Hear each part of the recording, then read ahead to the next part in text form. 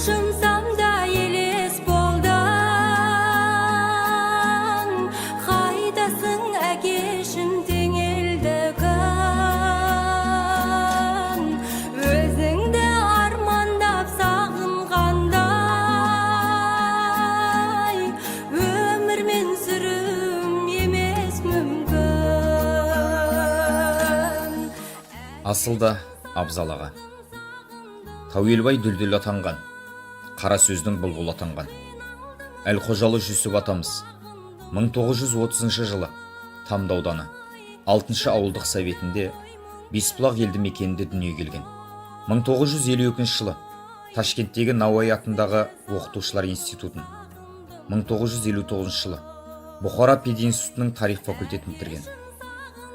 1949-56 жылдарда Олег Кошевой мектебінде директор болып, 1956 жылдан бастап жоғары аудандық қызметтерге араласты.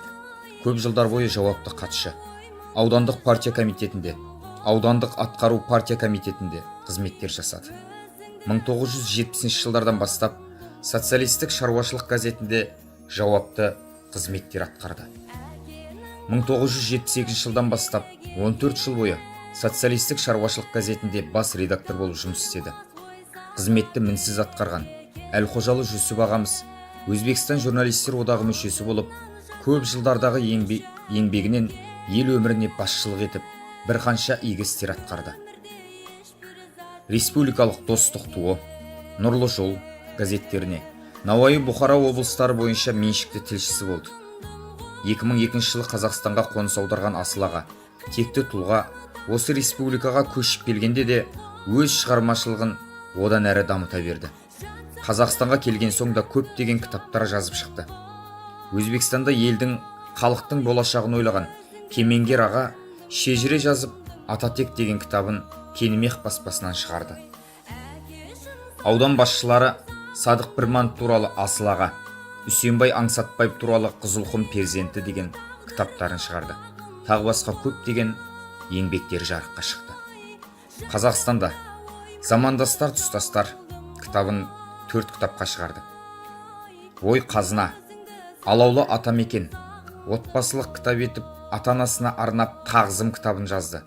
Тәуелбай тарихы, очерктер, естеліктер, тағы да басқа 20-ға жуық кітап жазып шығарды.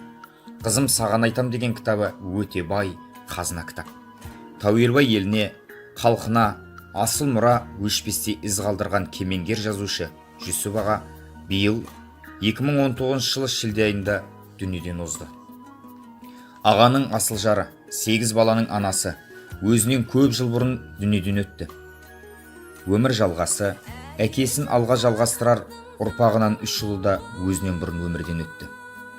Осыншалықты өмірдің қиыншылық, қайғысына қайыспай, көтерген нартұлға еңсесін тік ұстап, мәрт болып өмір жасады. Қазір ағамыздың артында қалған ұрпақтары Қазақстанның көптеген қалаларында абыройлы отбасылар болып жасап жатыр.